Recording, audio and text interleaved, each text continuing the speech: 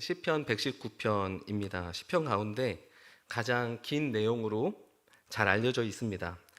이 한 편의 내용을 한 문장으로 좀 정리해 보면 이렇습니다. 하나님께서는 그의 사랑하시는 백성에게 말씀을 주시고 그 말씀이 삶에 반영되기를 바라고 계신다로 아마 정리가 될 수 있을 겁니다. 그런 맥락에서 우리가 읽은 본문을 오늘 함께 좀 살펴보려고 합니다. 본문에서 가장 중요하게 볼 단어가 바로 허탄함입니다. 내 눈을 돌이켜 허탄한 것을 보지 말게 하시고, 이렇게 오늘 본문이 시작됩니다. 그렇다면 우리는 허탄한 것은 무엇일까? 이렇게 질문을 해볼 수 있습니다. 이를 생각하기 위해서는 우리는 먼저 허탄한 것과 허탄하지 않은 것의 구분을 없애야 합니다. 처음부터 허탄한 것이 있고 허탄하지 않은 것이 있는 게 아닙니다. 허탄해지는 것이 있는 것이죠. 허탄해지는 것. 그렇다 보니 보통 허탄해지는 것들은 나쁜 것보다는 좋은 것일 때가 훨씬 많을 수밖에 없습니다. 언제 그렇습니까?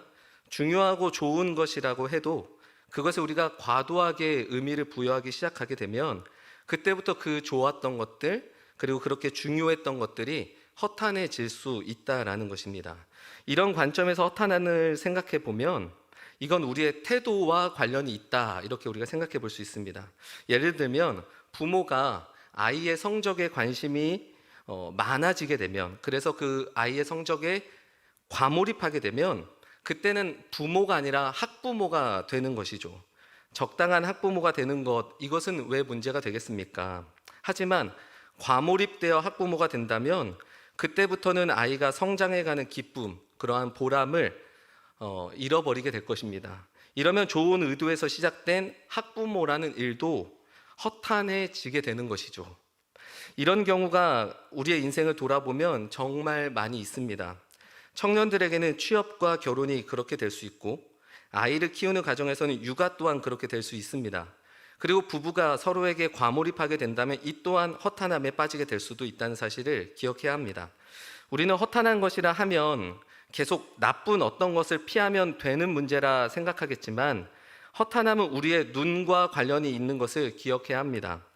우리가 어떤 사건과 상황, 사람을 어떻게 보느냐에 따라 그것이 허탄해질 수도 있다는 것입니다.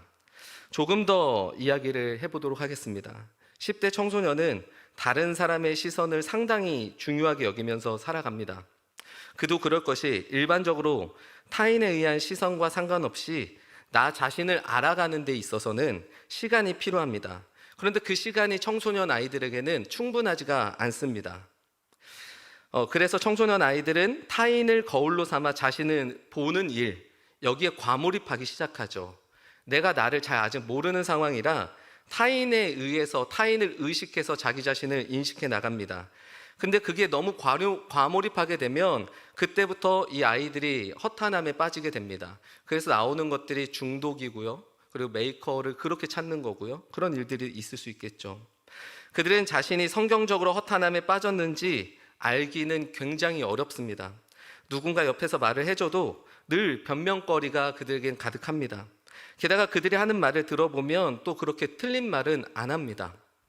하지만 길게 보면 그들이 잘못 가고 있다는 것이 보입니다. 예전에 일본어 선생님이 되고 싶다는 학생이 한 명 있었습니다. 근데 그 학생은 자신이 일본어만 하면 되지 왜 다른 과목들까지 공부를 해야 되냐, 이렇게 질문을 했습니다. 그래서 설명을 쭉 해줬습니다. 하지만 자신의 생각 하나에 과몰입했기 때문에 그 학생에게는 아무런 소리가 들리지 않았습니다. 자신의 생각이 틀리지 않았다고 말하기 오히려 바빴죠. 자신의 논리에 갇혀버려서 이제 덜 중요한 것을 너무 중요하게 여기기 시작하자 결국 그 학생의 인생은 상당 부분을 낭비하면서 살 수밖에 없었습니다. 결국 자신이 허탄함에 빠졌다는 것은 스스로가 점검하는 것이 사실 가장 효과적입니다. 누군가가 너무 과몰입해서 그것이 너무 의미 있고 좋은 것이라고 여기고 있다면 옆에서 이야기를 해줘도 늘 변명거리가 많고 거기에 대해서 상당히 자기 방어를 잘합니다. 그래서 말을 해줘도 잘 들리지 않죠.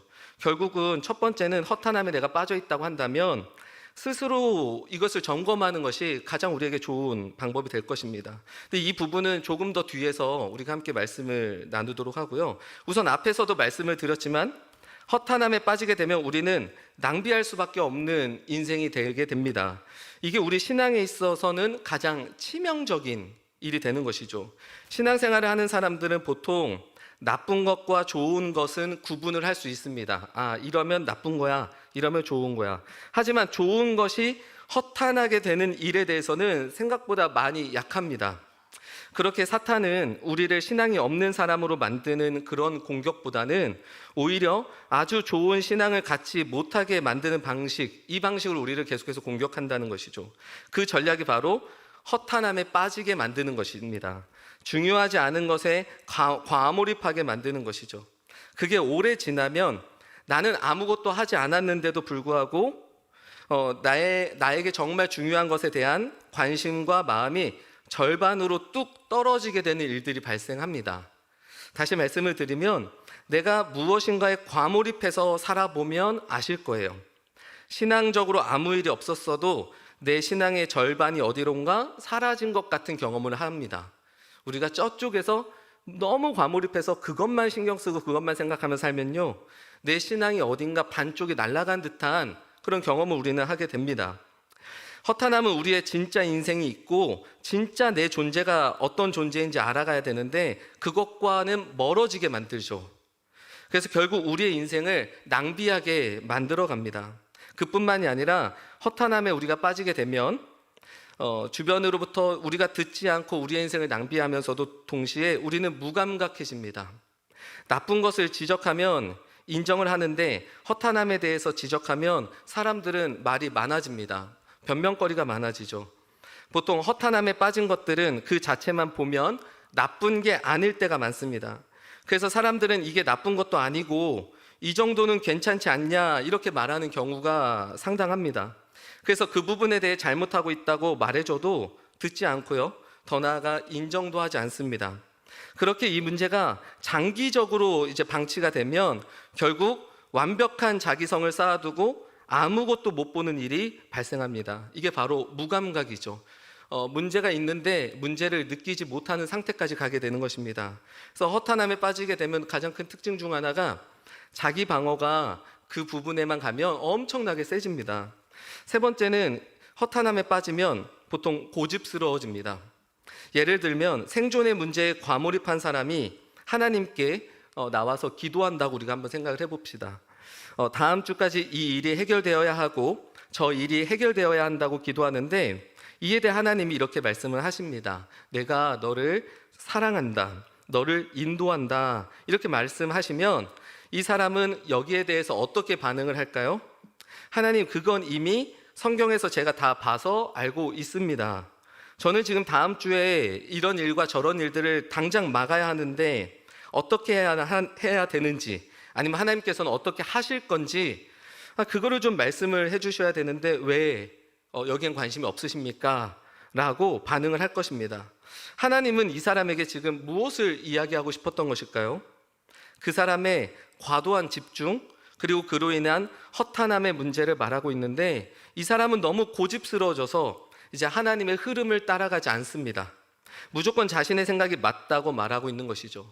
하나님은 계속해서 그 문제에서 나와야 돼, 그거에 너의 모든 것들을 걸지 마 라고 말하지만 들리지 않는 거예요. 그러니까 모든 것들이 이제 다 거부가 되고 내가 원하는 생각만 하나님께 계속 말할 뿐이죠.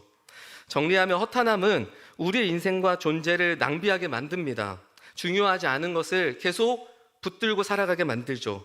또한 우리 인생에 문제가 있음에도 그 문제 인식을 못하게 만들고 우리를 고집스럽게 만들어 갑니다. 이 부분만 조금 생각을 해보셔도 내가 허탄함에 빠져 있는지 아닌지를 어느 정도는 점검하실 수 있을 겁니다.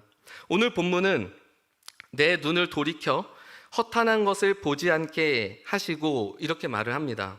즉 허탄함에 빠지지 않기 위해서는 우리에게는 노력이 필요합니다. 어떻게 해야 허탄함에 우리는 빠지지 않을 수 있을까, 이 생각을 해야 되는데 이 부분을 우리는 산상수훈에서 예수님이 우리에게 말씀 주신 팔복으로 간해서 한번 좀 얘기를 해보려고 합니다.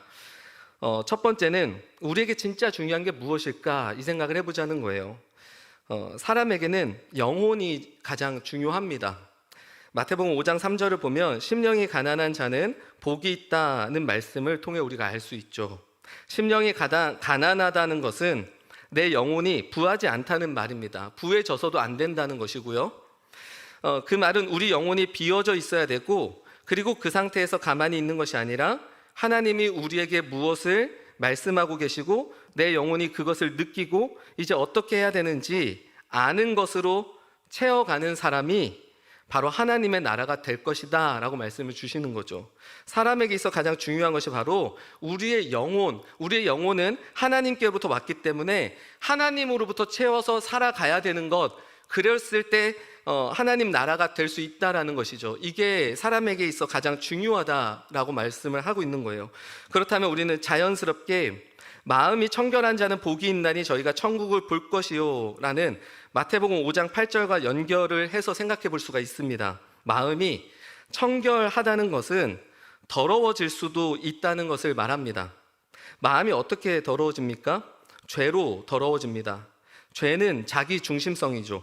내가 원하고 추구하는 것을 고집할 때 내 마음이 더러워지고 하나님이 안 보입니다. 하지만 마음이 청결하다는 것은 하나님이 무엇을 원하실까로 채워져 있는 것이죠.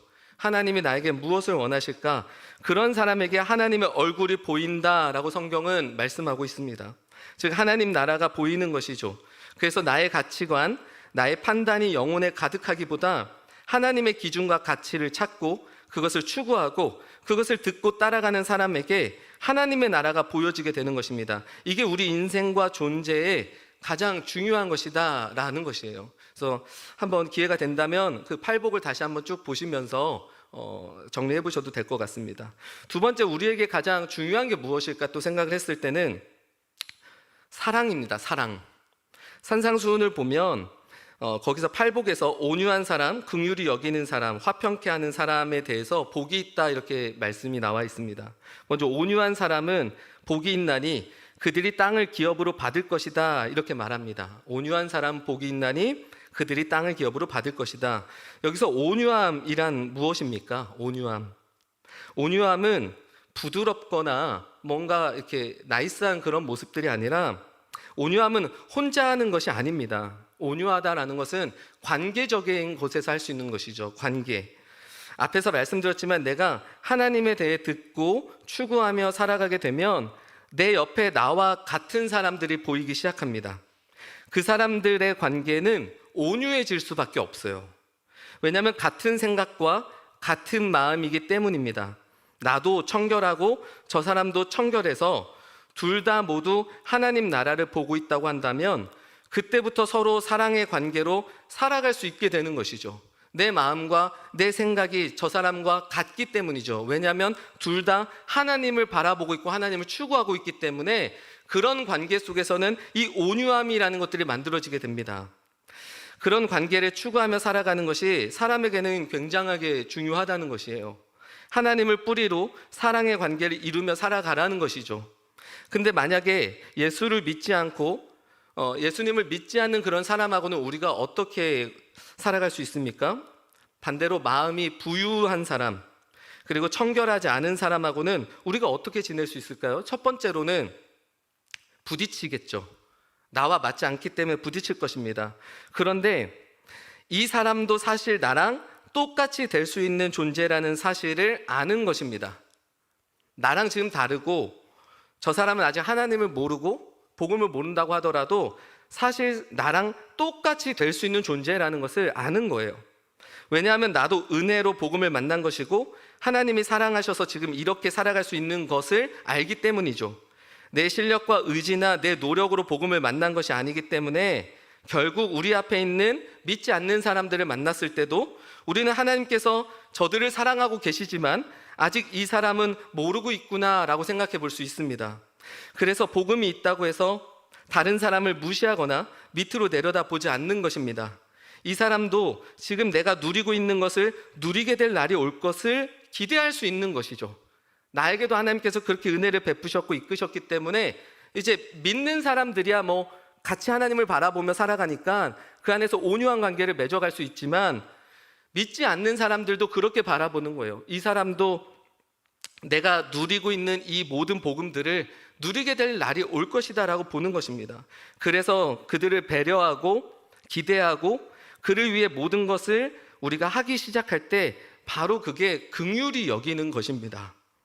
단순히 가난한 사람에 대해 도와야 된다라는 것이 이런 윤리적인 게 긍휼이 아니라 이 사람들도 하나님의 백성으로 하나님의 자녀로 세워질 수 있고 그렇게 나올 수 있다라는 그 기대, 그 소망, 그것을 갖고 그들에게 모든 것들을 우리가 지원하고 그들을 바라볼 때 그것이 바로 그 사람들을 긍휼히 여기는 것이죠. 그렇게 된다면 이 사람도 언젠가는 나와 온유한 관계를 맺을 수 있게 됩니다. 그러면 이게 바로 또 화평케 하는 자가 되는 것이죠. 하나님을 모르는 사람에게 하나님을 알 수 있도록 계속해서 이끌어가며 결국 그 사람도 하나님을 알고 나도 하나님을 안다면 우리 안에 진정한 화평이 만들어지게 될 것입니다.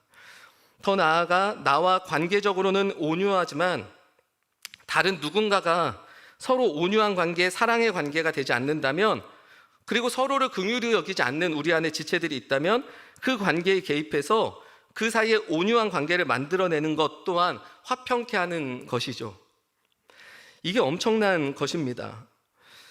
이 둘이 둘 다 하나님을 믿고 있다고 가정을 해도 이 둘이 온유한 관계를 갖고 살아가야 되는데 그렇지 못한 것이에요. 근데 저하고는 온유한 관계를 다 맺고 있다면 그 안에 들어가서 그 두 사람에게 하나님을 바라볼 수 있게 하고 그 둘이 온유한 관계를 만들어갈 수 있게 하는 것이 또한 우리 인생에 되게 중요한 일이라는 것이에요. 그게 바로 화평케 하는 것입니다. 이게 바로 예수님이 하신 일입니다. 그 일을 우리도 하기 시작할 때 우리가 예수님을 닮아가는 것입니다. 이 사람도 하나님을 보게 하고 저 사람도 하나님을 보게 해서 온유한 관계로 나아가게 만드는 것이죠. 이 모든 과정이 사랑입니다. 우리가 인생에서 놓치지 말아야 되는 것이 첫 번째가 우리 영혼에 하나님의 말씀으로 채우고 하나님의 섭리로 살아내는 것이 우리 안에 가장 중요한 것이고요. 두 번째는 예수님께서 이 땅에 오셔서 우리를 사랑하신 것처럼 이 사랑을 추구하며 살아내는 것, 그것이 우리 안에 가장 중요하다라는 것입니다.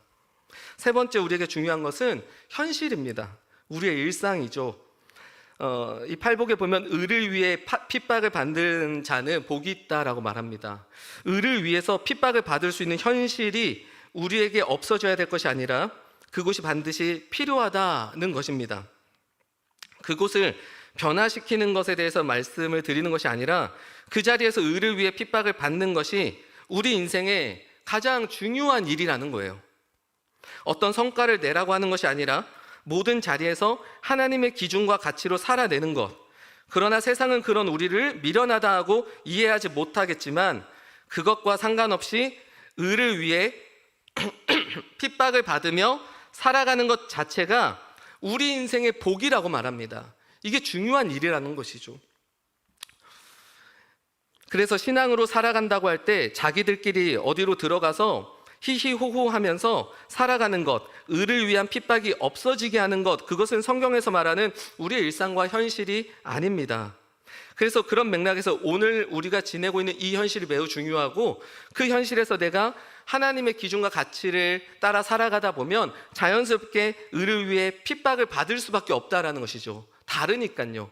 그런 일들이 우리 인생에 중요하다라는 거예요. 그래서 이 중요한 것들을 우리가 세워야만 조금 덜 중요한 것에 있어서 우리가 과몰입하거나 그것들을 인해서 허탄함에 빠지는 일들에서 우리가 나올 수가 있습니다. 오늘 말씀을 좀 정리하고 결론을 좀 맺으려고 합니다. 이제 허탄한 것에 눈을 돌리고 주의 길에서 살아가기 위해 우리는 어떻게 해야 될까요? 허탄한 것에 눈을 돌리고 주의 길에서 살아가게 하소서라는 이 구절이 이렇게 들렸어요. 주의 길에서 살아가기 위해서는 반드시 내 눈을 돌려 허탄함을 피해야 되는구나. 첫 번째는 우리 안에 경계심이 필요합니다. 사람들은 어떤 문제에 빠져서 헤어나올 수 없을 때 그제서야 문제의식을 느끼게 됩니다. 근데 그때 가서 이제 뭔가를 경계한다고 하면 그때는 이미 늦습니다. 경계는 그 전에 해야 되는 것이죠. 그래서 요즘 내가 무엇인가에 너무 과몰입하고 있거나 그것만 생각을 하고 있다고 하면, 아니면 문득 생각해 봤더니 관계만 신경 쓰고 있거나 나만 신경 쓰고 있거나 생존만 우리가 신경 쓰고 있거나 결혼만 생각하고 있거나 취업만 생각하고 있거나 아니면 나의 어떤 성공만 생각하고 있다라고 한다면, 이런 상황이라면 우리의 생각과 마음과 의지에 있어 모든 것을 경계해야 될 필요가 있습니다. 두 번째는 우리가 이런 경계를 한다고 해서 이 모든 문제가 해결되지는 않습니다. 우리가 그냥 조심한다고 해결되는 게 아니라 사실 더 나아가 대책도 세워야 합니다. 만약에 대책을 세우지 않으면 이 문제는 우리 안에 시간이 지날수록 더 커져가게 될 것입니다. 그래서 나이를 먹으면 먹을수록 느껴지는 것 중 하나가 허탄함에 빠질 수 있는 일들이 더 늘어만 갑니다. 그래서 아무리 경계를 하더라도 뭔가 대비를 하지 않고 대책을 세워놓지 않으면 순간적으로 우리 인생에 달려드는 수많은 가치들이 우리 안에 과몰입하게 되는 일들이 발생한다라는 것이죠. 그래서 우리는 경계심만으로는 막지 못하게 된다는 것을 다시 인지하고 거기에 대해서 여러 대책들을 세워나가셔야 됩니다. 대책은 여러 가지가 있을 수 있는데 그 중에 한 가지를 말씀을 드리자면 기도입니다. 우리는 기도하던 중에 그런 마음이 없었는데 생기는 것들이 있고요. 내 안에 어떤 작은 마음이었는데 그것들이 커져가는 경우, 그런 경우들이 있습니다. 그리고 때로는 이 문제가 생각보다 너무 컸는데 오히려 기도하는 중에 그 문제가 작아지는 일들이 우리 안에 경험이 있고요. 오히려 다른 부분이 커져가는 경험, 내가 생각지 못했던 부분들이 내 인생에 갑자기 더 커져가는 그런 일들이 우리 안에 일어나기도 합니다. 그래서 우리가 매일 하나님 앞에 우리의 인생과 존재를 놓고 기도하는 일들이 바로 이 허탄함에 빠질 수 있는 것을 대비할 수 있는 대책이 될 수 있는 길이라고 말씀을 드리는 것입니다. 그뿐만이 아니라 사실 교제도 될 수 있고요. 우리의 매주 드려지는 예배가 될 수도 있고요. 방법은 너무나 많습니다. 우리가 세상에서 그냥 보고 듣고 느끼는 그 모든 것들에 과몰입하는 것에서부터 우리는 경계해야 되고 거기서부터 우리는 우리의 것들을 복음을 지켜나갈 대책들을 계속해서 세워나가야 됩니다. 그럴 때 우리는 하나님의 길에서 영원히 서게 될 것이고 살아갈 수 있게 될 것입니다. 그래서 이 본문의 말씀을 묵상하는 가운데 이런 은혜가 있었어요. 주의 길에서 나를 살아나게 하소서. 왜 이런 생각을 계속해서 들었냐면 나이를 먹을수록 내가 과연 끝까지 주의 길에서 서 있을 수 있을까라는 이런 생각들이 진지하게 몰려옵니다. 그래서 주의 길에서 내가 끝까지 살아있는 자로 서려면 어떻게 해야 될까? 그런 앞구절의 본문을 그래서 같이 나누고 싶었던 것입니다. 우리를 허탄함에서 빠지게 하는 것들이 있습니다. 그 허탄함에서 우리가 나오는 일들이 필요합니다. 무엇인가에 너무 과몰입해서 하나님을 보지 못하고 살아가고 계시다면 오늘 이 예배 후에 계속해서 다시 한번 고민하고 다시 한번 돌아볼 수 있기를 바랍니다. 요즘 한동안 내가 너무 이거에만 과몰입해서 하나님의 말씀도 듣지 못했고 내 주변에 있는 사람들이 나에게 어떠한 이야기를 해줘도 듣지 못하고 있다면 그거는 거진 너무 중요하게 과몰입해서 그 일에 빠져 있는 것입니다. 그래서 그런 경우들이 너무나 많습니다. 이렇게 툭 찌르면 자기 방어 기제가 막 나오는 것이죠. 저라고 왜 없겠습니까? 너무 많습니다. 근데 그 허탄함에 빠지면 주의 길에서 나를 살아나게 하소서라는 이 부분으로 가기가 어렵겠죠. 그래서 이 시편의 저자도 얼마나 이것을 경계했는지가 보이는 구절입니다. 나의 눈을 돌려 허탄함을 피하고 주의 길에서 나를 살아나게 하소서. 이것이 오늘 밤 우리의 기도가 됐으면 좋겠고요.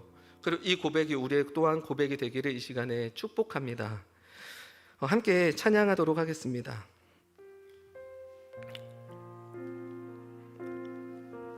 일단 가사를 제가 먼저 좀 불러드릴게요. 이게 처음 하는 찬양인데요. 이런 가사입니다. 보이는 것은 영원하지 않고 보이지 않는 것은 영원함이라. 오직 한 분 유일한 구원자 보이지 않아도 여기 계시니. 지치지 않는 영원한 통치자 사망 권세 이기신 그리스도 주님의 영 우리에게 부으사 천국을 향한 소망 품게 하시네. 나의 영혼아 너의 눈들어 예수를 바라라. 영원하신 왕 나의 참 소망 예수를 바라라. 우리 함께 고백하겠습니다. 보이는 것은 영원하지 않고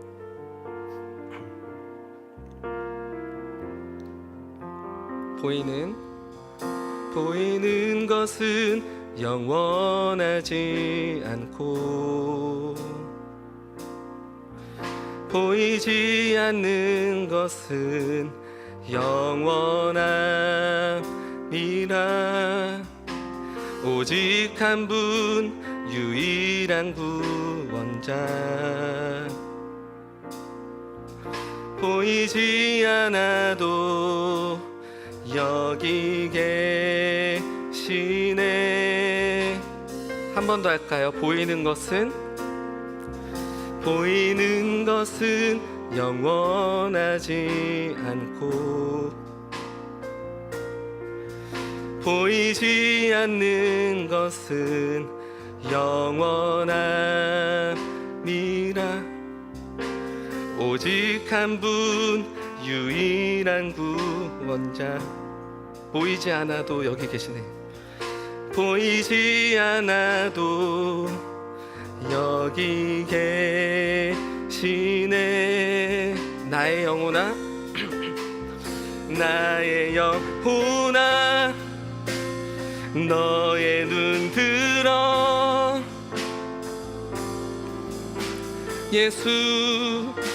예수를 봐. 영원하신 왕 나의 참 소망 예수를 바라라. 우리 2절로 고백합시다. 지치지 않는 영원한 통치자 사망 권세 이기신 그리스도 주님의 영 우리에게 부으사 천국을 향한 소망 품게 하시네. 나의 영혼아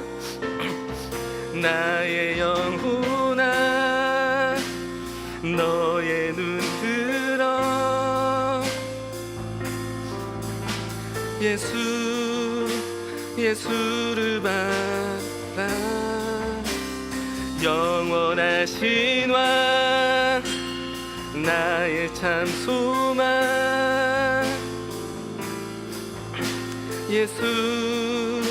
예수를 바라라. 밤이나 낮이나 어제나 오늘도 영원히 주나 찬양해. 괴롭고 슬플 때 낭만하여 넘어져도 언제나 주. 우리 마지막으로 한 번 더 고백하겠습니다. 밤이나 낮이나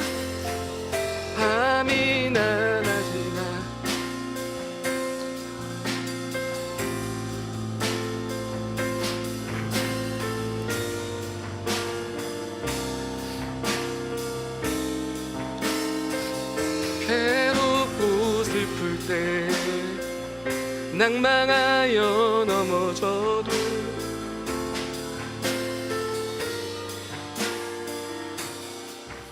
우리 함께 같이 기도하기를 원합니다.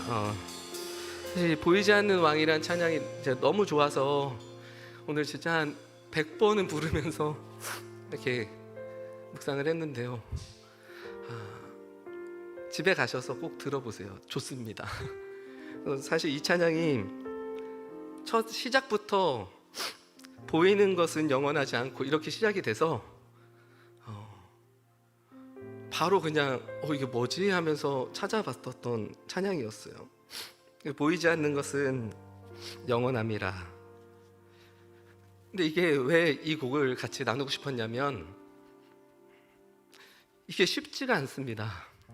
보이는 것이 꼭 영원해 보이고 보이지 않는 것이 꼭 일시적인 것 같이 느껴져서 이 싸움이 너무 쉽지 않고 나만 힘든 것이 아니라 우리의 동역자들을 봤을 때 시간이 흐르면 흐를수록 강건해져 가는 것보단 오히려 우리의 믿음과 우리의 여러 신앙들이 참 연약해져 가고 있다는 그 사실. 하지만 그 속에서도 하나님께서 우리를 붙드시고 일하실 것을 믿지만, 그럼에도 그 여러 가지 복합적인 것들이 요즘 저의 정서에 계속 있습니다. 그러다 보니 이 찬양을 할 때는 오직 한 분, 유일한 구원자, 맞아, 하나님께서 우리를 구원하실 거야. 아무리 세상에 허탄한 것들이 우리 안에 많아지더라도 하나님께서 우리를 꼭 구원하실 거야. 보이지 않아도 여기 계시고 지치지 않는 영원한 통치자라 하실 때도, 맞아, 하나님은 지치지 않으셔. 내가 매일 쓰러지고 무너지고 또 멀어지고 그래도 하나님은 정말 지치지 않는 영원한 통치자시지. 사망 권세까지 이기신 예수님이시잖아. 이런 고백들이에요. 주님의 영 우리에게 부으사, 우리 안에 성령님이 매일 우리를 위해서, 우리를 계속해서 중보하시잖아요. 우리를 위해서 함께 하시잖아요. 천국을 향한 소망 품게 하시니. 그래서 이 후렴을 정말 같이 고백하고 싶었어요. 나의 영혼아, 너의 눈 들어 이제 예수를 바라라. 영원하신 왕, 나의 참 소망, 예수를 바라라. 오늘 예배드리고 있는 모든 성도님들과 저까지도 다시 한번 이 사실을 기억하시면서 우리 안에 하나님을 다시 붙들기를 소망합니다. 그리고 온전히 우리의 사는 날 끝까지 주의 길에서 살아나게 하소서라는 고백이 오늘 우리가 하나님 앞에 드려야 될 고백일 줄 믿습니다. 우리 잠시지만 1분 정도 같이 기도하고 제가 마무리하도록 하겠습니다. 기도하겠습니다. 하나님, 오늘 다시 우리를 붙드시고 인도하여 주시옵소서. 그동안 하나님, 우리가 하나님이 아닌 수많은 것들이 우리 안에 중요하게 들어오고 그것들을 붙들고 살아갔던 것들이 있다면 그 속에서 오늘도 우리를 건지시고 다시 하나님께서 우리의 하나님 되시고 우리 아버지 되시며 주님만 우리 안에 모든 것이 되는 그런 귀한 시간 되게 인도하여 주시옵소서. 우리를 오늘도 불쌍히 여기시고 하나님 돌이키게 하시고 다시 하나님의 향한 믿음과 하나님 그것들로 강건하게 주님 앞에 나아갈 수 있도록 인도하여 주시옵소서. 매일 하나님, 세상이 커 보이는 우리의 연약함 속에서도 그곳에서 하나님 우리를 살아내게 하시고 걸어가게 하실 줄을 믿습니다. 매일 하나님 두려움과 공포와 매일 내 스스로 안에 일어나는 수많은 하나님 의심과 질문들 속에서도 하나님 오늘 이 밤에 오셔서 우리를 건지시고 하나님의 자녀로 백성으로 인도하여 주시옵소서. 그 은혜를 우리는 오늘도 믿고 기대합니다. 하나님, 그것을 우리가 오늘도 소망합니다. 주의 길에서 살아남게 하소서. 주의 길에서 살아가게 하여 주옵소서. 인도하여 주시옵소서. 살아계신 하나님, 우리가 세상을 살면 살수록 하나님과 더 가까워지는 날들로 더 많은 날을 채워가야 되는데 우리의 현실은 하나님보다 중요하지 않은 것들이 우리 안에 더 중요해져 가는 순간들이 더 많습니다. 그래서 어찌다 보니 너무나 많은 것에 우리는 허탄함에 빠져 있는지도 모릅니다. 오늘 이 말씀을 통해서 하나님, 우리가 이제 허탄함에서 좀 걸어 나오게 하시고 그동안 하나님을 바라보지 못했고 하나님 앞에 듣지 못했고 내 믿음의 동역자들의 소리를 듣지 못했다면 하나님 다시 은혜를 베푸시고 우리에게 가장 중요한 것이 영혼이며 사랑이며 우리 안에 의를 핍박받으며 살아내야 될 현실과 일상임을 다시 기억하게 하여 주옵소서. 정말 중요한 것이 무엇인지 다시 묻게 하시고 그것들을 세워지게 하여 주시옵소서. 그렇게 우리를 불쌍히 여기시고 우리를 다시금 하나님 세워 주시옵소서. 주의 길에서 살아남게 하소서. 주의 길에서 살아남게 하소서. 평생 하나님, 이 땅뿐만 아니라 끝까지 하나님, 우리가 주의 길에서 살아남게 하여 주옵소서. 그렇게 우리를 인도하실 주님을 믿고 우리가 오늘도 담대하게 우리 앞에 나아가야 될 방향들을 보고 걸어가게 인도하여 주옵소서. 신앙적으로 너무나 많이 약해져 있고 어려운 가정들이 있습니다. 하나님, 그 가정들 주님께서 붙드시고 또 귀한 믿음의 동역자들을 통해서 하나님 말씀을 채우시고 다시 온전히 세워질 수 있도록 인도하여 주옵소서. 이 모든 말씀 우리 주 예수 그리스도의 이름으로 기도합니다. 아멘. 다 함께 주기도문으로 오늘 예배를 마치도록 하겠습니다. 하늘에 계신 우리 아버지여, 이름이 거룩히 여김을 받으시오며 나라가 임하옵시며 뜻이 하늘에서 이루어진 것 같이 땅에서도 이루어지이다. 오늘 우리에게 일용할 양식을 주옵시고 우리가 우리에게 죄 지은 자를 사하여 준 것 같이 우리의 죄를 사하여 주옵시고 우리를 시험에 들게 하지 마옵시고 다만 악에서 구하옵소서. 대개 나라와 권세와 영광이 아버지께 영원히 있사옵나이다. 아멘.